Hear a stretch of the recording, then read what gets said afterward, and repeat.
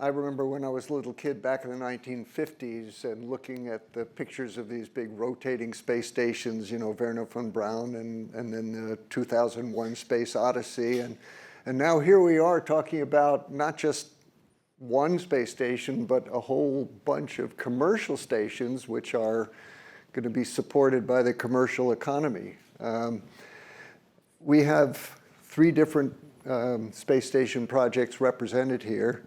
And I thought we'd start by letting each of the people give a brief introduction to what it is that they're looking to build, what they want to do with it.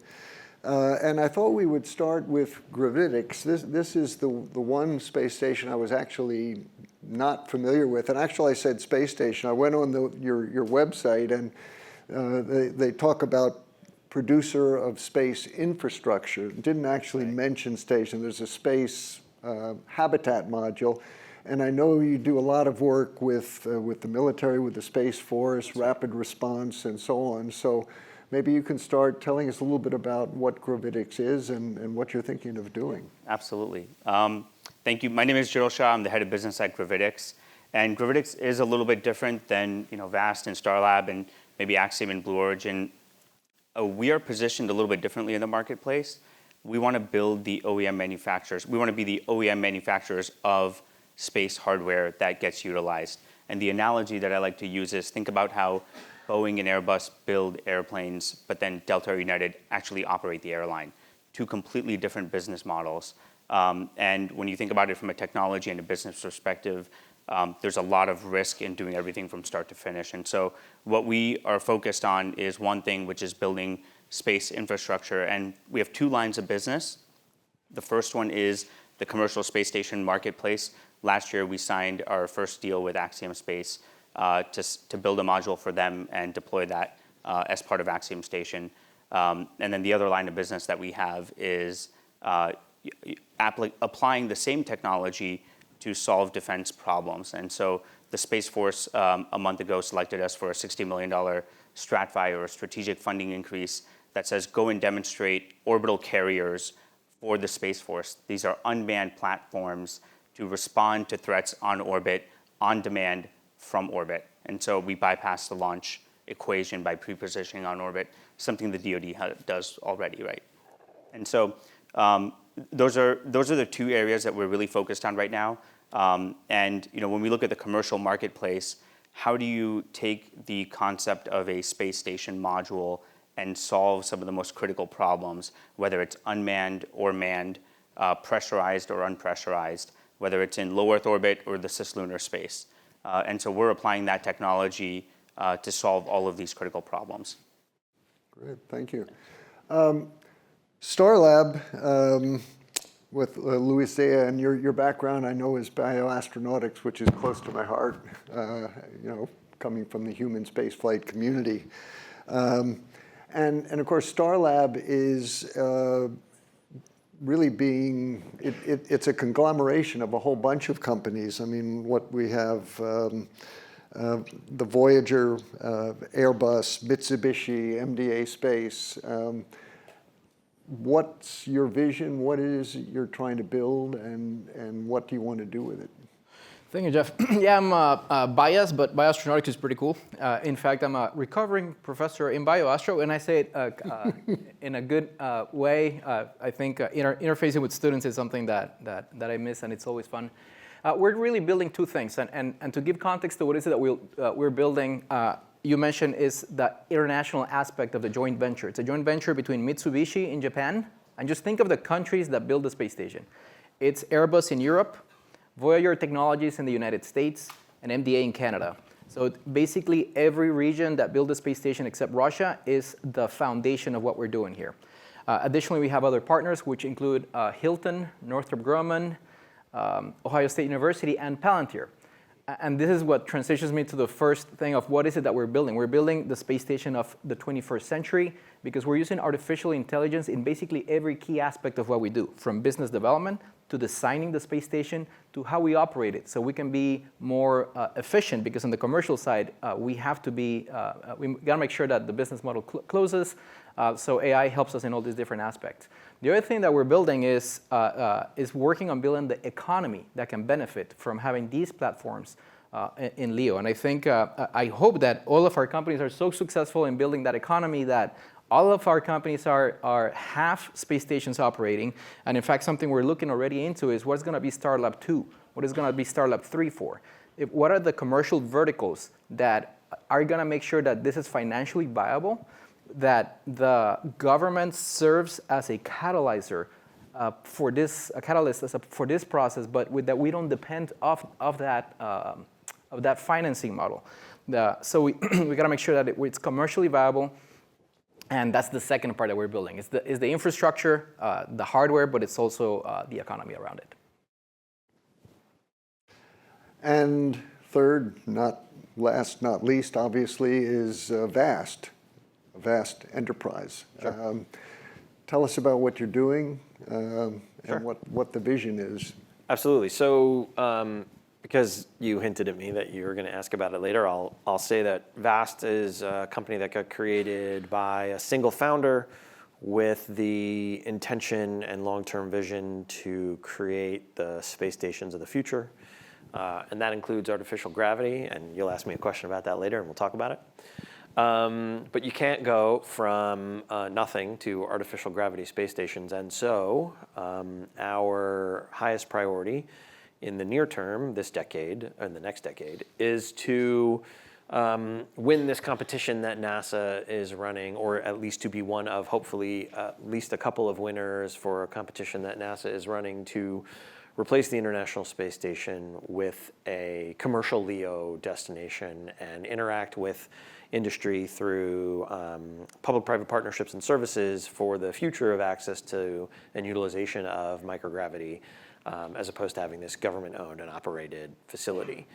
VAST was founded after the program to replace the International Space Station got started. And so the question that faced our founders and our early leadership was, how do we catch up? Because there's others already in this game. And the approach that we have taken is to go ahead and build a space station, launch it, send crew to it, and return them safely, and build a business model around that, along with a business model around doing research and application development before NASA actually has to make its decision about who its long-term partner is going to be. And that solution is what we call Haven 1. So right now, VAST is building the Haven 1 space station, and it will be launched middle of next year. Target launch date is May of next year, May 2026. Followed by the first crew mission to it, a crew of 4, a couple of months thereafter. We have a collection of mid-deck lockers, as they're called, the standard that got created on the space station for conducting research in this sort of standardized physical space.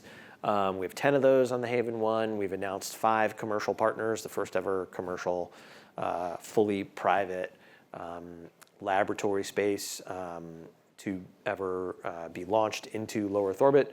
The partners are Redwire, Yuri, Interstellar Labs, GEMS, and ExoBiosphere, and I think we'll have a couple more. So yeah, creating that ecosystem.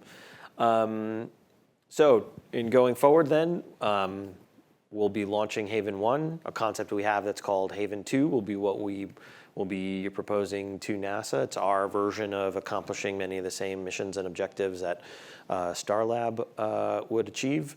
And then further on from that, bigger and better things for artificial gravity. So we're talking about commercial LEO stations. It's a good follow-on from the last conversation about where is the money going to come from, and there already was a lot of talk about commercial space stations. But if something is going to be commercial, ultimately the cash flow in has to be greater than the expenses going out. And we know there's a lot of expenses in operating and creating a space station. I mean, the launch costs, the resupply, the maintenance, and all the other things.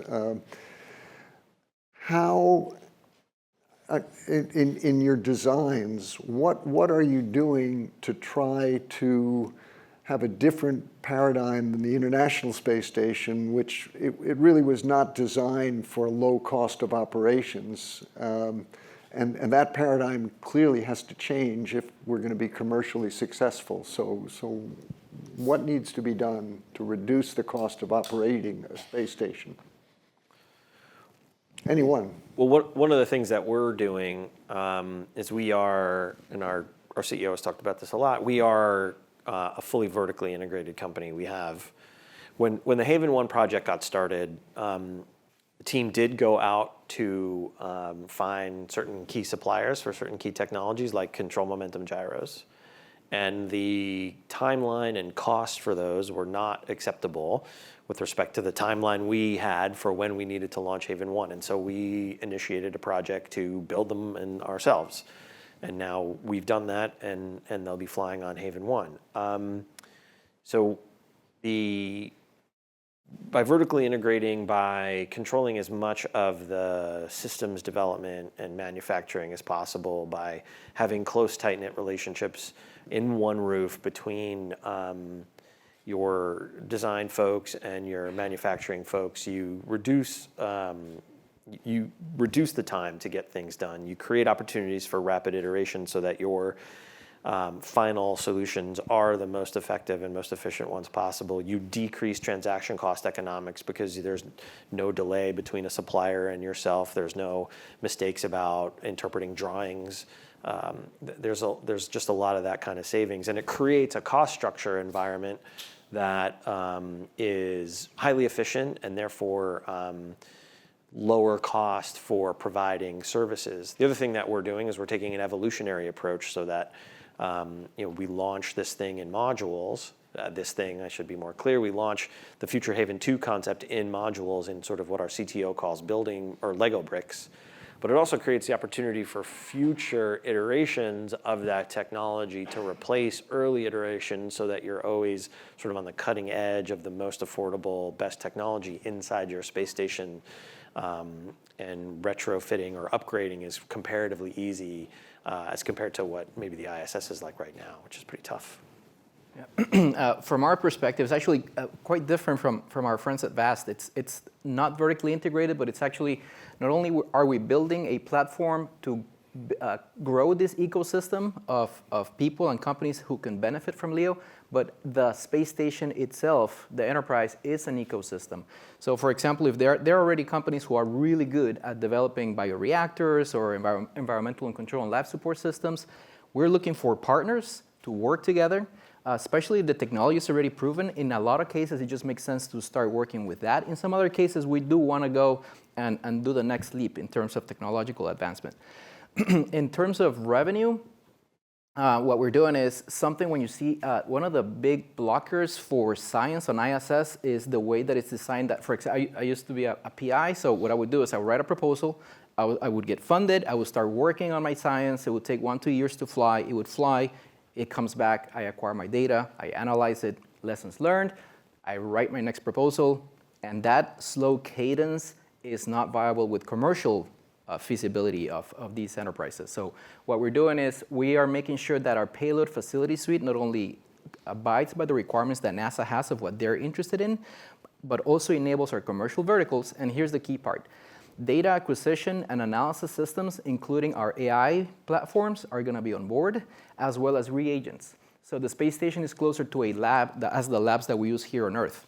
You learn this, okay, fine, I need to go make more media for these stem cells. We're going to have it there. So that's the in terms of revenue generation, is avoid that slow cadence of waiting for the next vehicle, because that also translates to cost. One of the most expensive part of the whole operation is bringing the mass up. So if you can minimize that, it helps a lot.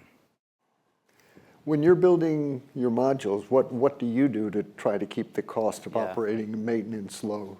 I would say, kind of, if you're looking at this economy, you see two things happening here. There's the building of the infrastructure and then operating of the infrastructure. We're focused again on the building of the infrastructure, which allows us to, as a company, focus in on solving that problem and making access to space and access to space infrastructure or access to the real estate on orbit a lot easier and more kind of economical for everybody else. Similar to kind of how, you look at how launch was commercialized and simplified by SpaceX, I now don't need to become a rocket scientist or build a rocket in order to get something into orbit. Our goal is to enable anybody who wants to send anything into space and operate it there to do so without becoming a space station expert, becoming a life support system expert, learning how docking maneuvers happen, how the communication systems on board are optimized. And so we're very flexible in that regard, that allow multiple different businesses to come in and can say, hey, we've already invested intellectual property and our own, designed our own subsystems. Can we leverage that? And so our approach to that is yes, absolutely.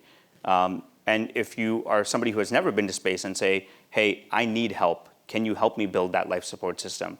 And we can go and bring that supplier network in, right? So there's that flexibility that allows you to build exactly what you want, tailored for your operation. But by us focusing on solving the problem of making space station modules more affordable, I think we're bringing access to a lot more folks. Okay, so there clearly are both technical and managerial solutions for reducing the cost of building and operating a space station, but still, to be commercial, the cost has to be less than the income. And so let's change gear a little bit. How are we going to make money out of this? And there were discussions about this before, and a lot of, we've talked about doing research. There's space tourism. I mean, movies have been made up on the space station. Sort of the ultimate goal that people keep dreaming about is, can we actually make things in space that can only be made in space and then can be sold at a profit? So, and I have to say, I mean, I was with the shuttle program from the very beginning, and there was just so much hype back then about all the things that we were going to be able to do, and even making profits back then with the space shuttle. And of course, the hype really hurts the business case, because when you see things hyped and then it doesn't happen. So here we are again, and a lot of people are talking about how we're going to make money. What do you see as the best opportunities? Is it really going to happen? I think it's important. Talked about how we're in this position because NASA has made a clear declaration of its intent to change its approach, right? So we have to be clear that in the beginning, the customer base is going to be largely government agencies. It's going to be NASA, ESA, JAXA, et cetera. Their crew, the time that they spend, the research they want to conduct, and the way in which whoever is their partner constructs a fee structure and operates with a cost structure that allows the space station to be profitable, or at least cash flow neutral at that baseline understanding of who the customers are.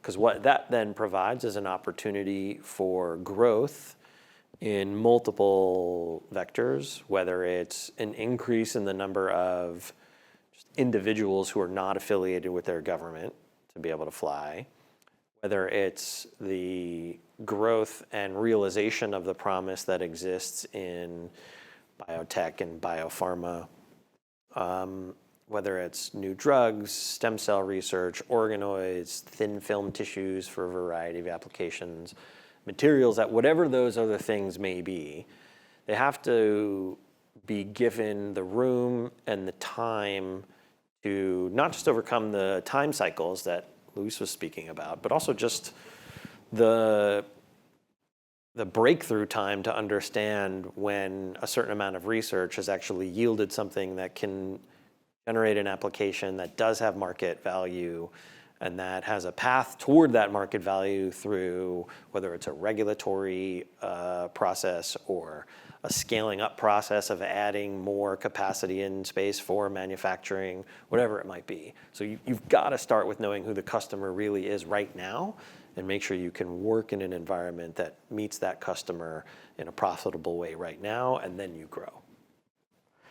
Yeah, I'll add that with a quote from Peter Drucker. The best way to predict the future is to go create it.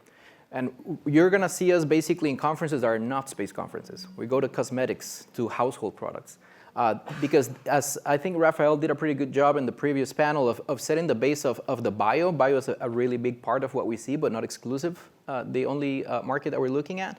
But for example, I think it's been mentioned, if you live in the bio world, you know the story. If you don't, usually when you go to Thanksgiving dinner and they ask you, why are we wasting all this money in space? Like my uncle thinks that that money is put on a luggage on top of a rocket and off goes to space. And usually we give examples like GPS and all these things, but there are so many others. For example, my mom, she's got osteoporosis. She takes a drug called Prolia, that part of the FDA process, including flying on the space shuttle, where cohorts of mice receive the molecule. Half of them will receive a molecule, half placebo. The mice that were in space that got the molecule, not only did they have more bone mass than the ones that got the placebo, but they had more bone mass than the ones that stayed on Earth with the placebo. Space, if you're, as Jeff, you know better than anyone here, if you don't work out, you can have an order of magnitude worse bone mass absorption than you do on Earth under the worst type of osteoporosis. So that is a problem for space exploration, but that accelerated disease model is also helpful for drug discovery and development. In the case here for Prolia, it's not that it's a magic wand and then it's done, but it can help you in the process that it usually takes $1.2 billion and 10 years to go from a promising molecule to something on the market. Or the typical example that we talk about is Keytruda, which is 40% of the revenue of Merck. It's $25 billion a year of sales. They were about to lose the patent. One flight, they understand the crystal better. So before it had a bimodal distribution in terms of the understanding of the structure of that monoclonal antibody. By understanding, because microgravity enables you to grow protein crystals better, by understanding that, they were able to do three things. And then I'll tell something that is beyond those three things. One is by reformulating, they were able to decrease the processes of manufacture, decrease the cost of storing it. Now you don't need this very fancy -80 freezers. It can be stored at room temperature, which has an impact in developing countries that don't have access to this type of technologies. And importantly, for patients, now they don't have to sit for hours receiving this intravenously. Now it's a subcutaneous shot. Now, from the business side, they were able, through the reformulation, they were able to extend the patent. Now, imagine that you're a company that you're about to lose 40% of your revenue because you're losing the patent. And now microgravity enabled you to understand something, to reformulate it, and extend that. So it's benefit to people because now more patients can receive this in a better way. But it's also a good example of ROI because when all of us go out there, we need data. Data is really what convinces both the science community within those industries, but as well as their CFOs and CEOs. So that is key. And ISS and ISSNL and NASA, really, that's the platform upon which we're all building on. Yeah, for us, we view it a little bit differently, and I'll kind of say, there's all the applications that go inside of a space station that require the basic use cases or basic supplies, right? Like power, thermal, communications, and environmental control. What else can you do with that space station module that allows new use cases to come in? And for us, the commercial space station, when everybody thinks about a space station, you think about the International Space Station, which is fine. You think about science and research that's happening. When I look at a space station, I see an asset on orbit that is real estate. And so one application is biotech and pharma and scientific research for advanced materials. Commercial tourism is another example that you see starting to butt up. But we also see the defense sector that has never looked at this industry ever before, primarily because it was all NASA's world, right? The DoD has never said, oh my God, we need a space station, not for human-rated missions, but for unmanned platforms. And so when we look at this industry, we see it in a slightly different lens. And we solve national security and human exploration problems with the same tool. And we're able to answer that question with a yes right now. And so the use cases for how defense is going to bring in the need for more infrastructure on orbit, how does that couple in with NASA's ability to support those missions from all the lessons learned on space station of flying and operating an asset on orbit, the radiation environment in low Earth orbit.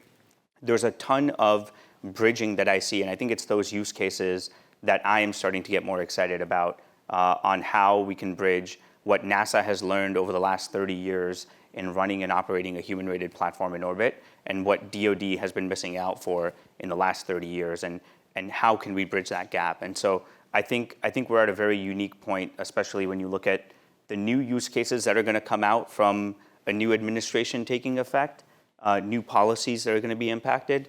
I know you're probably going to ask a question on that, so I'll pause here. But my view on space stations is dual use and anything and everything that could benefit from real estate on orbit. And Jeff, may I Sure, follow yeah. on that? So I think Gerald said a key word there is real estate. That's exactly, we see ourselves as an infrastructure. It's a building in space that gives you power, water, internet, all the things you need to go do your thing, right? So a good analogy is Apple built the iPhone, and a lot of other people went to build apps, Uber, you name them, right? We want to be that platform for other people, hopefully here in this room as well, to go build the apps. Our interest is not in getting your IP, sharing the IP, like how we're gonna get a piece of your pie. Our intent is to grow the pie, be the platform to enable these different businesses. So I just wanted to address that. Real estate is a good analogy, and just putting it out there that we want to be the platform for others to grow upon. Actually, there was a Defense Department space station planned a long time ago, the Manned Orbiting Laboratory, which was canceled, and the Air Force astronauts, some of them moved over to NASA to join the NASA astronaut corps. While on the subject of astronauts, our experience on the International Space Station has been that the astronauts up there spend an inordinate amount of time just maintaining the space station because things continually break, they have to be replaced. Obviously, these new space stations are going to be much better. Things are not going to fail as frequently, but you're going to need maintenance. So what are you thinking about? I mean, are you going to need a professional astronaut corps as part of your company to maintain the space station? Who's going to take care of it? Yeah. Anyone? I've talked first every time. I'll go first here. I mean, this is like my view on how this is going to shape out. If everybody in this room was going to go into space today, this afternoon, would you know what you were going to do if there was a problem on orbit? No. And I would call Jeff. I'll volunteer. Send me up. I would say he's extremely qualified. I would take Jeff up with me. If we have you, we probably don't need robots and AI to help us maintain space stations. But well, Maybe we do. Maybe we do. I'm think- happy to go. Just don't tell my wife, okay? We got through that. I think there's a balance here, right? We're going to space for our own curiosity, for exploration, under that banner, right? And I think part of that is us believing and seeing and touching with our own, hands and imagination of what innovation are we learning? What are we learning about there that we're bringing back home? But all of the not sexy parts about a space station absolutely should and could be automated to the fullest extent possible. And the business case or the reasoning for that closes even better the further you move away from Earth. When I am going to Mars, I am absolutely going to need more than 10 robots to help me get there. And robots, computers, the whole 9 yards, right? Automation as much as possible because I'm just a human at the end of the day. And the more burden that you can take off of me, the better it is. Astronauts spend a lot of their time on the station doing maintenance. It is insane how valuable an astronaut's time is. How much did you get paid an hour? Well, but it is. the money doesn't go to us. Yeah. I wish. But I think understanding how AI and robotics can help support those missions is going to be incredible. Yeah, I mean, I'm absolutely with you on that. I mean, the idea that astronauts are spending inordinate amounts of time just vacuuming dust off the filters, because if you don't do that, things Die. yeah, you die. But robots could do that. But nevertheless, you know, you're going to need some people who know how to take care of things when they break, and the robots haven't been designed for that. I mean, are you thinking ahead are you going to have trained people who can do that? Yeah, I mean, I think that speaks to part of what I was trying to say before. Like the initial primary customer base will be professional astronauts who have that experience and have that training. It is our responsibility to provide insights and training specific to, it would be Starlab's responsibility to provide insights and training specific to their space station, their systems, right? You know, obviously, if the International Space Station was conceived of in the 80s as Space Station Freedom and designed and built in the 90s and early 2000s, we ought to have a lot of improvements in a lot of that technology over the 20 to 30 years that has passed. And so the procedures and processes ought to be simplified. The training ought to be there ought to be a lot of lessons learned to inform training. But yeah, you're going to need professional astronauts or people who can go through a rigorous process to become professional astronauts, to be able to do any one of a number of activities where, you know, it might be a lot simpler than the ISS, but at least in principle, a lot of that core activity has to happen. And I will say this speaks to part of what we're trying to achieve with modularity, which is over time you continue to make improvements, you make replacements, and you know the burden is less. Yeah, I think that I agree with what Rich was saying in terms of the approach. Just for context, Starlab is about 8 meters in diameter, so 25 feet in diameter, 3-story high. It's going to have 130 MLE equivalents of volume for payload facilities, so it's like a big microwave. The MLE is just a unit. It's not that we're going to have to exclusively use that standard, just using that as a equivalent to give context of the volume. And to make sure that we address that, the space station, two things I'll say. The space station is being designed and developed so that maintenance can be done from the inside, no need for EVAs, because that's very costly. And the other one is, we just passed, last year we passed PDR, and we're already building a digital twin of the space station in every aspect. So we can model each subsystem, also a customer 360 hub. So it's a database, an interface for potential customers and say, oh, I'm interested in doing this. And the AI will give us both how to optimize the process, reduce costs. And also, for example, if we're trying to lower the barrier to entry, not only for those who can benefit financially from having this platform, but for those who want to do research for the sake of scientific development. And something we're doing through our Customer 360 is customer aggregation. So if there is a researcher, somebody I think mentioned Peru just a little bit ago, and somebody else in the Maldives, that they don't have the budgets that we see in countries like Japan, Europe, and the States, then our AI system can say, okay, you're interested in doing stem cell expansion for X. It costs this much. It's not gonna, and you say, okay, I cannot pay for that. But we also have customers A, B, C using the same stem cells for different things. Would you like to be put in contact together so that you can share the cost, not necessarily have to go develop the same thing 3 times, but find overlaps, and even if it's for a scientific purpose, also share the scientific output. You reduce cost, you maximize scientific output.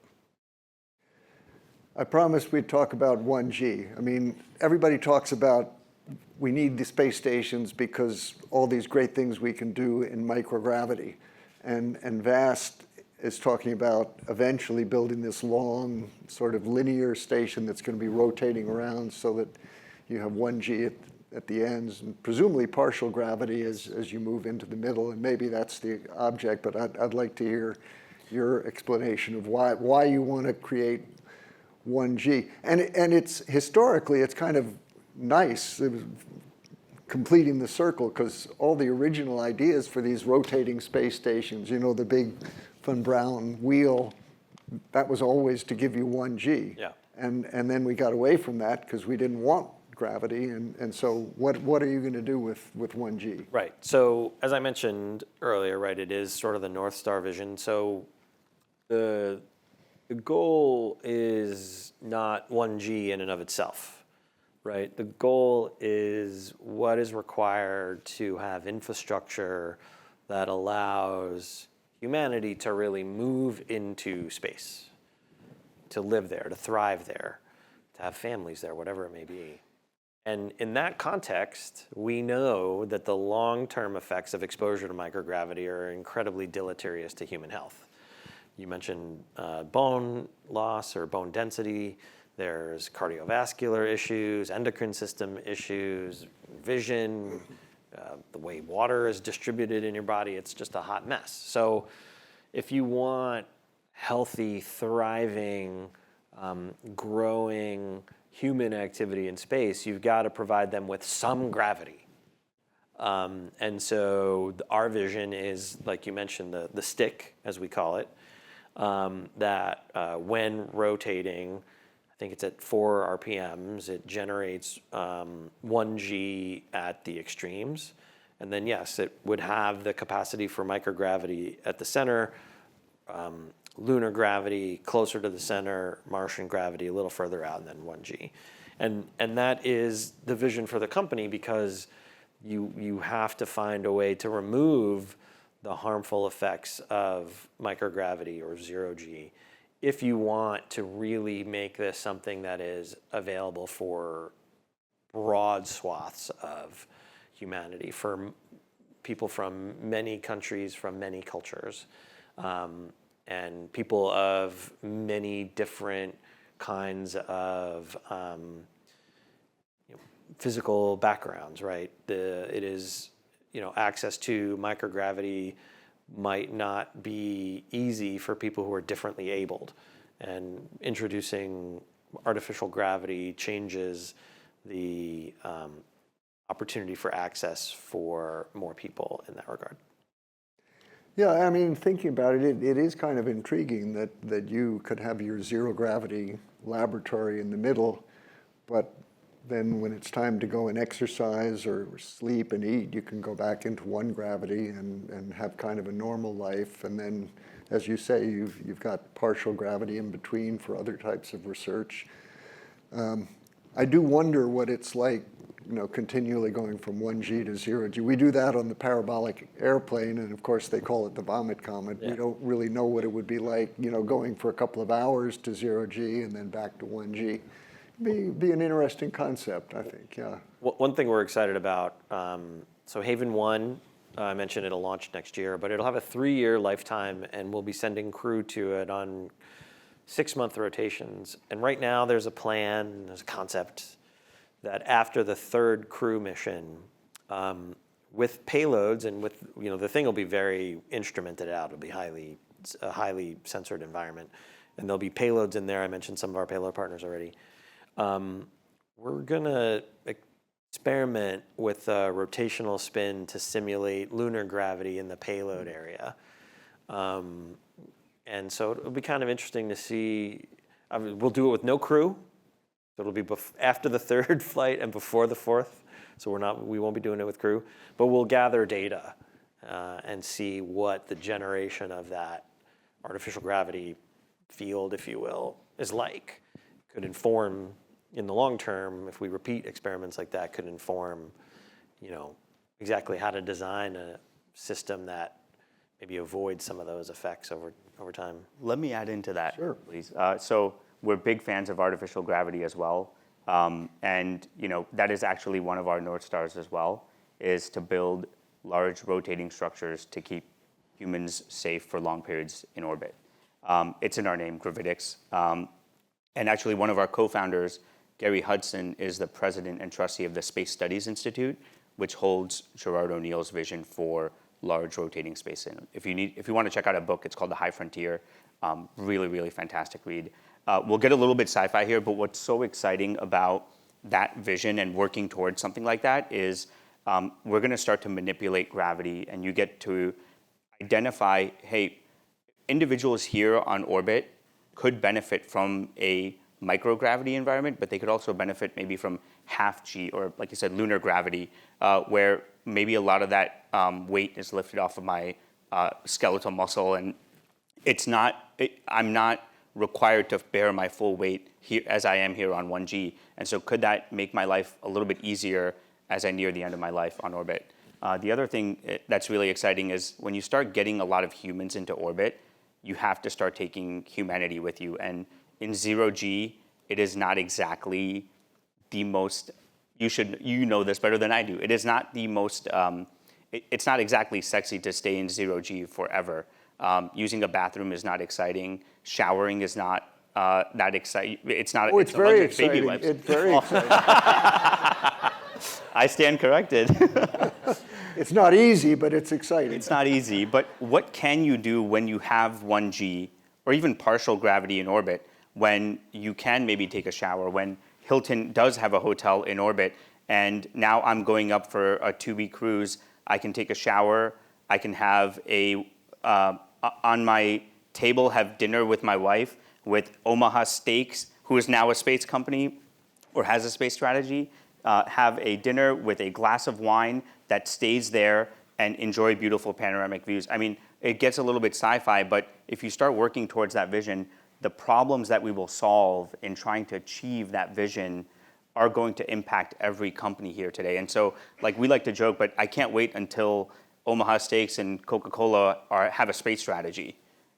That's how we are going to impact and get out there. So you got to bring humanity this with is you. a great vision, which I hope we see it. You get the space station guys kind of but excited about that. We Jeff, do if I- want to Jeff, leave a little time. Can I say 30-second thing real quick? I think Yeah, this is sure. very interesting because we do differ here. And I'll say that for me, that's kind of like going on a cruise, but staying in your room with no view. If you go to microgravity, go to LEO, and then not benefit from what that elicits and that enables. Because really, as a commercial company, that's exactly what we're trying to do. Is microgravity what enables these verticals and this development in science? I do agree with the benefits of the simulated 1G. We do see that there is interest, especially with what we're seeing now with a potential pivot towards Mars, that there's going to be an interest in developing technologies and processes for ensuring that humans can live on Mars as well on the moon long term. That kind of science and technology development we can do with centrifuges. So that is something that we have in our payload facility suite. I do agree with my panelists here in that long-term vision. Yes, I can see centrifuge vehicles as we go to Mars, but I think right now it's important to use what microgravity enables us to do for commercial and benefit to people on Earth. 0G is great. I mean, just floating. If you're going to spend a lot of money to go up to space, you're going to want to float for a while because it's great. But look, let's have a little time for questions. So pass the mic around. Hi guys, I'm Amy Imhoff. I work on marketing and event management and also with the Star Trek team. And I really appreciate what Jaral was saying about partnerships, because partnering with commercial companies that are maybe not in the space sector yet. I was wondering if for someone, I'm about 4 years into my space career, what you think the time frame is for getting that kind of buy-in from big companies like Coca-Cola, like Omaha Steaks, and also like bringing in the community. I'm very big on building community, uplifting diverse voices, bringing women in STEM, women like Kate Mulgrew, who played Captain Janeway, into this kind of atmosphere, bringing everybody in and calling people in. I'm very excited to hear what you have to say about that. Who's the question for? What's for all of us, I think. For all of us. For all of you. Yeah, I think it's a very loaded question. I think that is the multi-billion-dollar question, actually. What do we do to get more people into space, more business into space? Our view at Gravitics is access to space starts with making space stations accessible. That means from a financial standpoint. If I was to ask anybody in this room 5 years ago, hey, where are you going to go to buy a space station? Nobody knows. Today, you've got 4 options, right? And so just like thinking about what that means and what that's going to do for the people who are going to solve problems and now have a pathway to doing that. 20 years ago, you couldn't get a launch going. That was a fully government-run thing. Now you can get a launch. And so, in the future, we want space to be just as accessible. And I think that's really getting after access to space. Yeah. I mean, Another question? And I just wanted to say, sorry, I Sorry. stuttered. Go on. I think there's a degree to which the timeline is now. I mean, we're building a space station that's going to launch in 13 months. It's going to operate for 3 years. There's a lot going to be happening. NASA aims to retire the International Space Station by 2030. That's 5 years from now. That's like no time. So, I mean, the time is now. All of us have different obligations to make it reality, but it's not one day. And it might not literally be tomorrow, but it's a lot closer to tomorrow than it is one day. Just a random fact, Coca-Cola has flown twice, experiments through NASA and Bioserve Space Technologies. So if you want to look it up, the hardware, they made it look like Coca-Cola and like a coin, like a Coca-Cola dispenser. They would mix syrup, CO2, and water. They were looking at how to maintain the bubbles because there's no up in space. Amazing. I could tell you about the first flight of the shuttle with Coca-Cola and Pepsi-Cola, but that's another story. It was not pretty. So wet burps aside, I think when we look at the history of commercialization in space, I mean, G. Harry Stine had his Third Industrial Revolution book in the 70s. Bioserve was founded in the 80s. In the 90s, we saw lots of commercialization ventures coming through the space shuttle, early days of the space station. So I would love to hear from each of you why you think now is the time. And how this next generation is actually hitting an inflection point in the commercialization story. I'll let him go. Me? Okay. Well, look, I think, by the way, Erica, you know this. I don't know why you're asking us. Look, I think that there's a non-trivial, or said it differently, the ISS is going away, and that's a big effing deal. Jeff Faust, don't tweet that. Sorry. No, I mean, it is, right? I mean, this is the leading institution in human spaceflight has said and is planning to change the paradigm by which it does this thing called human spaceflight in low Earth orbit. And it is turning to companies like the ones here and saying, we want you to go do those things that make some of that science fiction into science fact. And that's just never happened before. And so the fact that it is happening is the thing that's opening the door, right? I think you are 100% on point about the importance of microgravity right now. And I think you are 100% on point about the right way to think about the future. And it is our obligation to take the opportunity right now and do what you said, create the future that we want by making companies that are able to build and operate space stations affordably, creating smart partnerships with companies that have nothing to do with space right now but want to in the future, and working intelligently with our government in the US and our government's partners around the world to make it work so that everybody can be comfortable with the sort of encroachment of private activity and business into what had previously been this pristine government-only operation.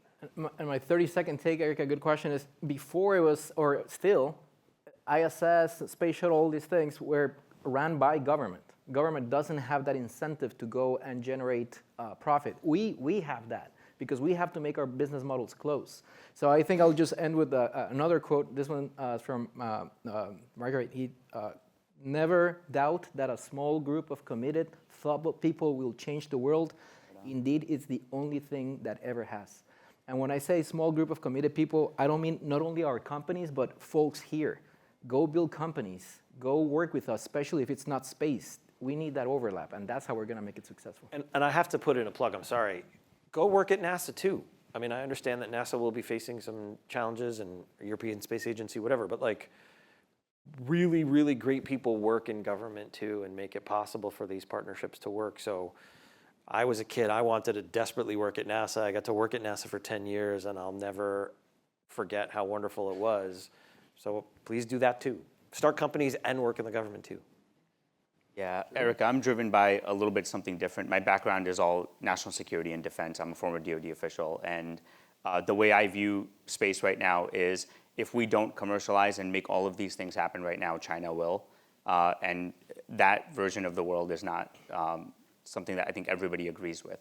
And so if there's any time for us to put our sharpest minds in America to solve the most critical problems in space, that is now. And so get involved, get engaged, and start to get up to speed on what's happening. Well, there's no question it's an exciting time looking ahead to the age of commercial LEO operations. Whether or not the market, the economy how many space stations the economy can support, that's a big question. But, as everybody here, the Sloan School, and, this is a business-oriented meeting, ultimately, and I'll end with this, the market will decide. And so it's going to be exciting times over the next 5 years or so as we see people getting these things going. And it's been a pleasure having all of you sharing the vision of the future of commercial LEO operations. And good luck to everyone. Thank you. Thank you, Jeff. Thank you all.